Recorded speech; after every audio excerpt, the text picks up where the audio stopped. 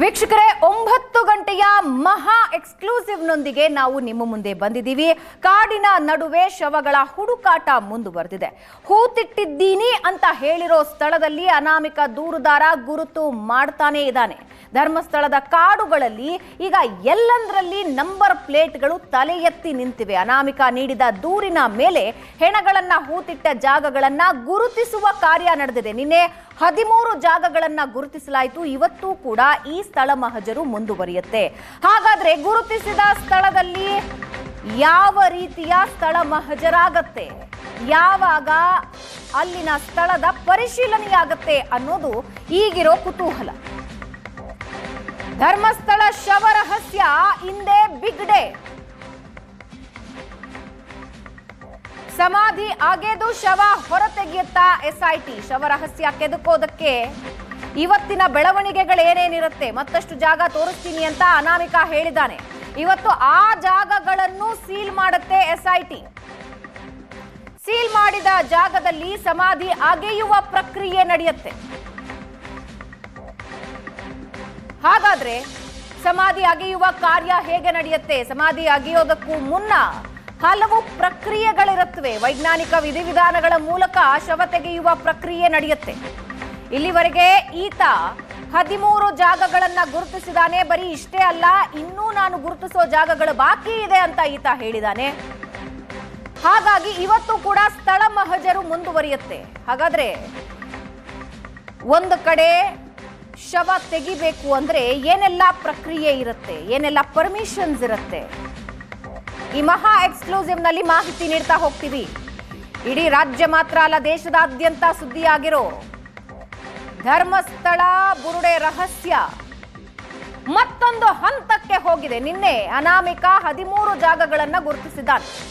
ನಾನು ಇಲ್ಲಿ ಶವಗಳನ್ನ ಹೂತಿದ್ದೀನಿ ಅಂತ ಆ 13 ಜಾಗಗಳನ್ನ ಗುರುತಿಸಿ ನಂಬರ್ ಪ್ಲೇಟ್ಗಳನ್ನ ಹಾಕಿದ್ದಾರೆ. ಹಾಗೆ ಬಿಗಿ ಭದ್ರತೆ, ಸಶಸ್ತ್ರ ಬಿಗಿ ಭದ್ರತೆ ಮಾಡಿದ್ದಾರೆ. ನಿನ್ನೆಯಿಂದಲೂ ಕೂಡ ಆ ಜಾಗಗಳನ್ನ ಕಾವಲು ಕಾಯ್ತಾ ಇದೆ ಭದ್ರತಾ ಪಡೆ. ಪೊಲೀಸ್ ಭದ್ರತೆಯನ್ನ ಮಾಡಲಾಗಿದೆ. ಇವತ್ತು ಮುಂದುವರಿಯುತ್ತೆ ಅಂತ ಹೇಳಲಾಗ್ತಾ ಇದೆ. ದೂರುದಾರ ಇನ್ನೂ ಗುರುತಿಸುವ ಸ್ಥಳಗಳು ಬಾಕಿ ಇವೆ ಅಂತ ಹೇಳಿದ್ದಾರೆ. ನಿನ್ನೆ ಹೋಗಿ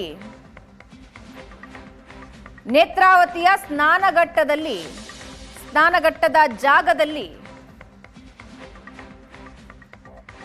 ಸ್ಥಳ ಗುರುತು ಪತ್ತೆ ಮಹಜರಾಗ್ತಾ ಇರೋದನ್ನ ನೀವು ನೋಡ್ತಾ ಇದ್ದೀರಾ. ಭದ್ರತೆ ಇದೆ, ಕಂಪ್ಲೀಟ್ ಭದ್ರತೆ ಇದೆ ಅಲ್ಲಿ. ಆತ ಹೋಗಿ ಆ ಜಾಗನ ಗುರುತಿಸ್ತಾ ಇರೋದನ್ನ ನೀವು ನೋಡ್ತಾ ಇದ್ದೀರಿ.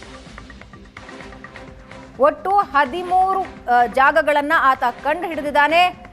ಆದ್ರೆ ಇನ್ನೂ ಇದೆ ಅಂತ ಕೂಡ ಹೇಳಿದ್ದಾನೆ. ಸಮಾಧಿ ಅಗೆಯೋದಕ್ಕೆ ಆ ನಂಬರ್ ಪ್ಲೇಟ್ಗಳನ್ನ ಆತ ಎಲ್ಲಿ ಹೇಳಿದಾರೋ ಅಲ್ಲೇ ಫಿಕ್ಸ್ ಮಾಡಿದ್ದಾನೆ. ನಂಬರ್ 8 ನೀವು ನೋಡ್ತಾ ಇದ್ದೀರಾ, 8. ಇಲ್ಲಿವರೆಗೆ 13 ಜಾಗಗಳನ್ನ ಈತ ಗುರುತಿಸಿದ್ದಾನೆ. ಇದರ ಸಂಖ್ಯೆ ಇನ್ನೂ ಜಾಸ್ತಿ ಇದೆ. ನಾನಿನ್ನೂ ತೋರಿಸಬೇಕಾದ ಜಾಗಗಳು ಬಹಳಷ್ಟಿವೆ ಅಂತ ಹೇಳಿದ್ದಾನೆ. ಹಾಗಾಗಿ ಇವತ್ತು ಕೂಡ ಸ್ಥಳ ಮಹಜರು ಮುಂದುವರಿಯುತ್ತಾ, ಅಗೆಯುವ ಪ್ರಕ್ರಿಯೆ ಯಾವಾಗ ಆರಂಭ ಆಗತ್ತೆ, ಅದಕ್ಕೆ ಏನೇನು ಪರ್ಮಿಷನ್ಸ್ ಬೇಕು, ಅನಾಮಿಕ ಹೇಳಿದ ಜಾಗದಲ್ಲೇ ಮೃತದೇಹ ಸಿಗುತ್ತಾ,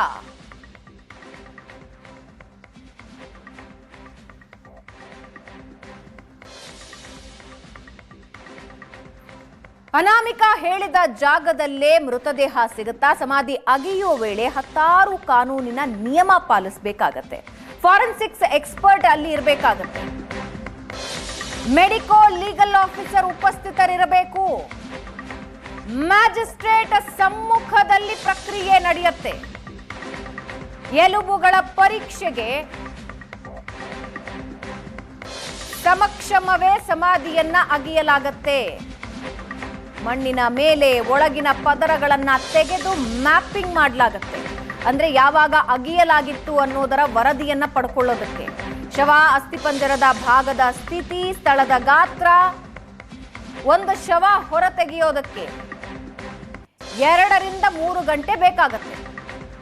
ಶವ ಸಿಗುತ್ತಾ ಇಲ್ವಾ ಅನ್ನೋದು ಈಗ ತೀವ್ರ ಕುತೂಹಲ ಮೂಡಿಸ್ತಾ ಇರೋ ವಿಷಯ. ನಿನ್ನೆ 13 ಜಾಗಗಳನ್ನ ಆತ ಗುರುತಿಸಿದ್ದಾನೆ. ಅನಾಮಿಕಾ ಹೇಳಿದ ಜಾಗದಲ್ಲೆಲ್ಲ ಈಗಾಗಲೇ ನಂಬರ್ ಪ್ಲೇಟ್ಗಳನ್ನ ಹಾಕಿದ್ದಾರೆ. ಅದಕ್ಕೆ ಬಿಗಿ ಭದ್ರತೆ ಇದೆ.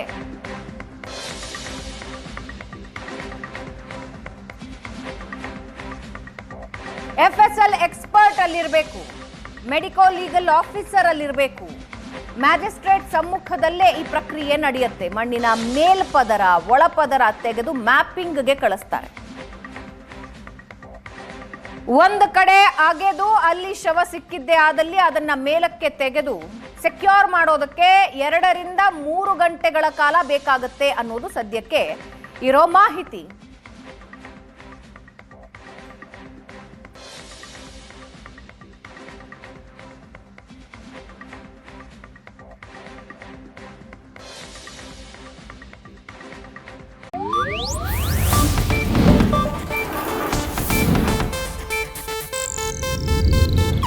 ಇದು ಏಷ್ಯಾನೆಟ್ ನ್ಯೂಸ್ ನೆಟ್ವರ್ಕ್ ಪ್ರಸ್ತುತಿ.